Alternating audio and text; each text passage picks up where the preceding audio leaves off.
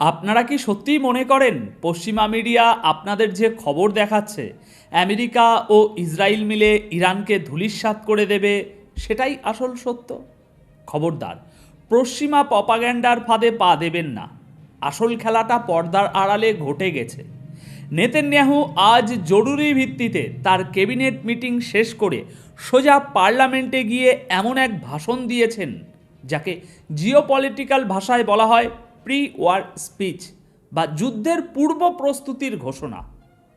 নেতানিয়াহুর ওই কাঁপা কণ্ঠের ভাষণের অর্থ একটাই, তারা বুঝতে পেরেছে যে তারা এমন এক ফাঁদে পা দিয়েছে যেখান থেকে বের হওয়ার কোনো রাস্তা নেই। এই মুহূর্তের সবথেকে বড় ব্রেকিং খবর, নেতানিয়াহুর সেই পূর্ব পরিকল্পনাহীন ভাষণ। তিনি ক্যামেরার সামনে দাঁড়িয়ে ইসরায়েলি নাগরিকদের কিসের জন্য প্রস্তুত হতে বললেন, যা পশ্চিমা মিডিয়া সেন্সার করছে। আপনারা যারা ভাবেন আমেরিকা চাইলেই যে কোনো দেশে হামলা করতে পারে, করে পার পেয়ে যাবে, আজকের এই 10 মিনিটের আলোচনা আপনাদের সেই চিন্তাধারা পুরোপুরি বদলে দেবে। তাই ভিডিও শেষ পর্যন্ত সাথে থাকুন। আজ 24শে ফেব্রুয়ারি মঙ্গলবার বিকেল 5টায় এই খবর পড়ছি। চলুন শুরু করা যাক ইসরায়েলি পার্লামেন্ট নেসেট থেকে। দর্শক, খবরটি সাধারণ মনে হলেও এর ভিতরে জিওপলিটিক্যাল ইম্প্যাক্ট কিন্তু ভয়ঙ্কর। আজ নেতানিয়াহু তার ক্যাবিনেট মিটিং থেকে বের হন। সেখানে কি আলোচনা হয়েছিল তার টপ সিক্রেট, কিন্তু সেই মিটিং থেকে বের হয়ে তিনি কোনো স্ক্রিপ্ট ছাড়াই সরাসরি পার্লামেন্টে চলে যান। তার বডি ল্যাঙ্গুয়েজ ছিল দেখার মতো। তিনি তার দেশের জনগণকে বলেছেন, আমরা খুব কঠিন এবং চ্যালেঞ্জিং সময়ের দিকে যাচ্ছি, আমাদের চোখ খোলা রাখতে হবে। কাল কি হবে আমরা কেউ জানি না, যে কোনো পরিস্থিতির জন্য নিজেকে প্রস্তুত করুন। একবার থামুন এবং চিন্তা করুন, যে ইসরায়েল এতদিন হুঙ্কার দিচ্ছিল যে তারা পুরো মধ্যপ্রাচ্য কন্ট্রোল করে, যাদের পিছনে আমেরিকার মতো সুপার পাওয়ার দাঁড়িয়ে আছে, সেই দেশের প্রধানমন্ত্রী কেন হঠাৎ করে তার জনগণকে যে কোনো পরিস্থিতির জন্য প্রস্তুত হতে বলছেন? তিনি সরাসরি ইরানের সুপ্রিম লিডার আয়াতুল্লাহ আলী খামেনির নাম নিয়ে হুমকি দিয়েছেন ঠিকই, কিন্তু সাইকোলজিক্যাল ওয়ারফেয়ারের নিয়মে যখন কোনো রাষ্ট্রনেতা তার জনগণকে শেল্টারে যাওয়ার প্রস্তুতি নিতে বলেন, তখন বুঝতে হবে তারা আক্রমণ করার চেয়ে আক্রান্ত হওয়ার ভয়ে বেশি ভীত।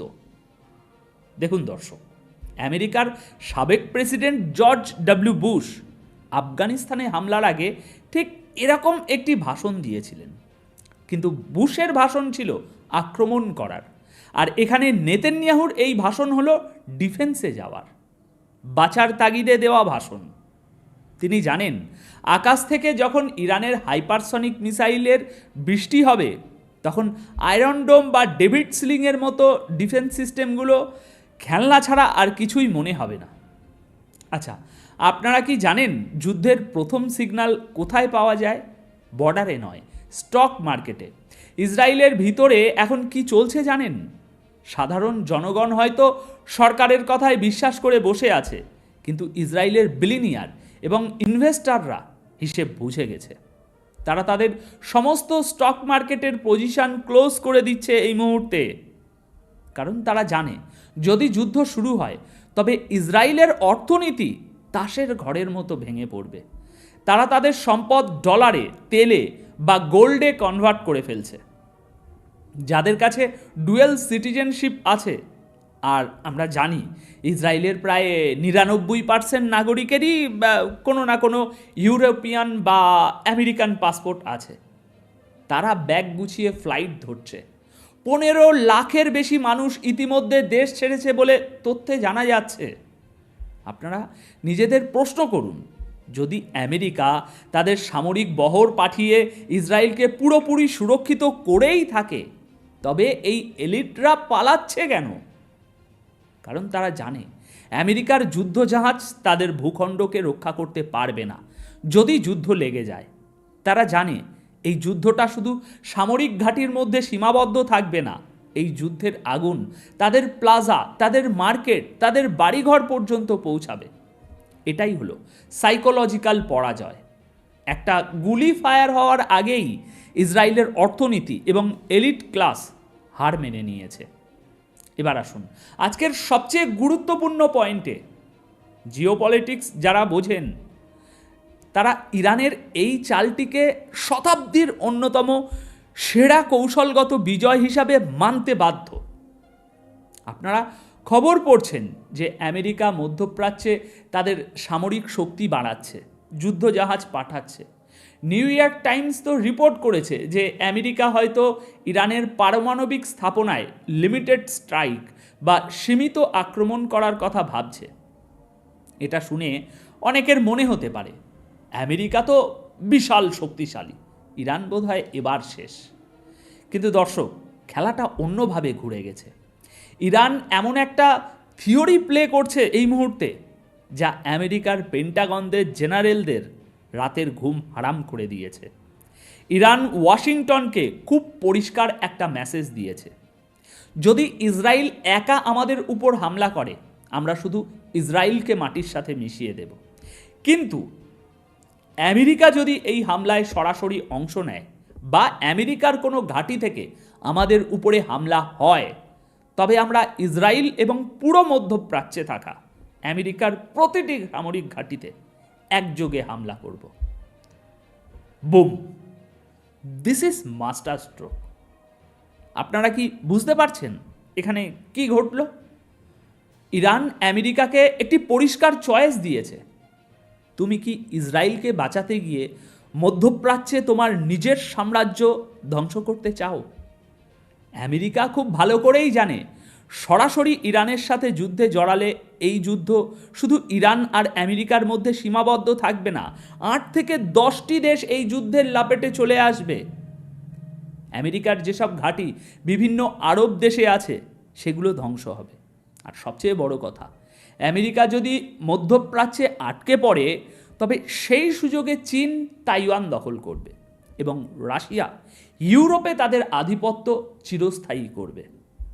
আমেরিকা এই মুহূর্তে রাশিয়া এবং চীনের সাথে একটা কোল্ড ওয়ারে ব্যস্ত। তাদের ইকোনমি এরকম একটা বিশাল প্রত্যক্ষ যুদ্ধের ভার নিতে পারবে না।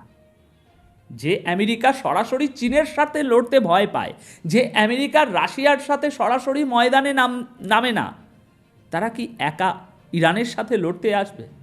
বিশেষ করে যখন ইরানের পিছনে রাশিয়া এবং চীনের নীরব কিন্তু অত্যন্ত শক্ত সমর্থন রয়েছে। তাই আমেরিকা এখন ইসরায়েলকে বলছে, আমরা তোমাদের ডিফেন্স দেব, কিন্তু আমরা সরাসরি ইরানের ভূখণ্ডে আক্রমণ করব না। এটাই ইরানের বিজয়। ইরান এই ভয়টাই আমেরিকানদের মনে ঢুকিয়ে দিতে চাইছে এবং তারা সফল হয়েছে। পশ্চিমা মিডিয়া এই ভয়টাকে আড়াল করার জন্য আমেরিকার শক্তি বৃদ্ধি বলে খবর ছাপাচ্ছে, কিন্তু আসলে এটা আমেরিকার ভয় থেকে নেওয়া একটা ডিফেন্সিভ পজিশন। এখন আমরা যদি ইরানি মিডিয়া বা পশ্চিমা আর্টিকেলের দিকে তাকাই, সেখানে তারা দেখাচ্ছে নেতানিয়াহু খুব কনফিডেন্ট। তিনি বলছেন আমেরিকার সাথে আমাদের সম্পর্ক এখন ইতিহাসের সবচেয়ে শক্তিশালী পর্যায়ে আছে। কিন্তু এই শক্তিশালী সম্পর্কের আড়ালের গল্পটা কি? তাদের পার্লামেন্টে আসলে কি হচ্ছে? ইসরায়েলের প্রথম সারির সংবাদ মাধ্যমগুলো একটু গভীরভাবে বিশ্লেষণ করলেই আপনারা ইসরায়েলের ভিতরের ভাঙন দেখতে পাবেন। সেখানে বিরোধী দলীয় নেতা ইয়ার ল্যাপিদ নেতানিয়াহুকে আক্ষরিক অর্থেই তুলোধনা করেছেন। নেতানিয়াহুর মুখের ওপর বলেছেন, আপনি আমাদের টোটাল ভিক্টরি বা সম্পূর্ণ বিজয়ের প্রতিশ্রুতি দিয়েছিলেন, কিন্তু আপনি আমাদের জন্য নিয়ে এসেছেন টোটাল ডিসগ্রেস বা চরম অপমান। ল্যাপিদ বলেছেন, ইতিহাস আপনাকে শুধু ব্যর্থতার জন্যই মনে রাখবে। আপনি যতই ইতিহাস বদলানোর চেষ্টা করেন না কেন, আপনি ব্যর্থ। আপনারা কি পরিস্থিতিটা বুঝতে পারছেন? যে দেশ একটি অস্তিত্ব রক্ষার যুদ্ধের দ্বারপ্রান্তে দাঁড়িয়ে আছে, তাদের নেতারা নিজেদের মধ্যেই এরকম কাদা ছোড়াছুড়ি করছে। ল্যাপিদ হয়তো শেষে গিয়ে বলেছেন যে ইরানের বিরুদ্ধে আমরা সবাই এক, কিন্তু এই একতা কোনো শক্তির একতা নয়। এই একতা হলো মৃত্যু ভয় থেকে তৈরি হওয়া বাধ্যবাধকতা। তারা জানে যদি তারা এক না হয় তবে এই ভূখণ্ডে তাদের আর কোনো অস্তিত্ব থাকবে না। আপনারা একবার চিন্তা করে দেখুন, 57টি তথাকথিত ইসলামিক রাষ্ট্র আজ নীরব দর্শক। কারো কোনো স্ট্যান্স নেই, কারো এক বিন্দু সাহস নেই ইসরায়েল বা আমেরিকার চোখের দিকে তাকানো। অথচ ইরান সম্পূর্ণ একা দাঁড়িয়ে এই পশ্চিমা ব্লক এবং তাদের মিত্রদের চোখে চোখ রেখে চ্যালেঞ্জ ছুড়ে দিচ্ছে। এবং শুধু চ্যালেঞ্জই ছুটছে না, তাদেরকে তাদের নিজেদের ঘরে আবরুদ্ধ করে রাখছে। চীন এবং রাশিয়া এই পুরো খেলাটা খুব নিবিড়ভাবে পর্যবেক্ষণ করছে। এই যুদ্ধে ইরান যদি জয়ী হয়, তবে বিশ্বে আমেরিকার যে সুপার পাওয়ার মনোপলি আছে তার চিরস্থায়ী পতন ঘটবে। আমেরিকার আর কোনো ক্ষমতা থাকবে না কাউকে চোখ রাঙানোর। নতুন বিশ্ব ব্যবস্থা বা নিউ ওয়ার্ল্ড অর্ডারের কেন্দ্রবিন্দু হয়ে উঠবে চীন, রাশিয়া, ইরান, এই নতুন শক্তি। আজ নেতানিয়াহুর ওই পার্লামেন্ট স্পিচ কোনো বিজয়ের হুঙ্কার ছিল না, ওটা ছিল একটা ডুবন্ত জাহাজের ক্যাপ্টেনের শেষ আর্তনাদ। ইসরায়েলের বিলিনিয়াররা বুঝে গেছে যে এই জাহাজে আর থাকা নিরাপদ নয়। পশ্চিমা বিশ্ব আজ তাদের নিজেদের পাতা জিওপলিটিক্যাল ফাঁদেই আটকে গেছে। তারা না পারছে সম্মান নিয়ে পিছু হটতে, না পারছে এগোতে। আর এটাই হচ্ছে সত্যিকারের স্ট্র্যাটেজিক মাস্টার মাইন্ডের খেলা। আগামী কয়েকদিন বা কয়েক সপ্তাহের মধ্যে আমরা হয়তো এমন কিছু দেখতে চলেছি যা গত কয়েক দশকে পৃথিবী দেখেনি। যদি সত্যি সংঘাত শুরু হয়, তবে মনে রাখবেন, এটা শুধুমাত্র দুটো দেশের যুদ্ধ হবে না, এটা হবে পুরো পশ্চিমা সাম্রাজ্যবাদের পতনের সূচনা। এ বিষয়ে আপনারা কি মনে করেন? আপনাদের অত্যন্ত মূল্যবান মতামত আমাকে কমেন্ট বক্সে জানান। যারা সত্যিকারের জিওপলিটিক্যাল বিশ্লেষণ বুঝতে চায় তাদের সাথে এই ভিডিওটি শেয়ার করুন। চ্যানেলটি সাবস্ক্রাইব করে বেল আইকন চেপে দিন।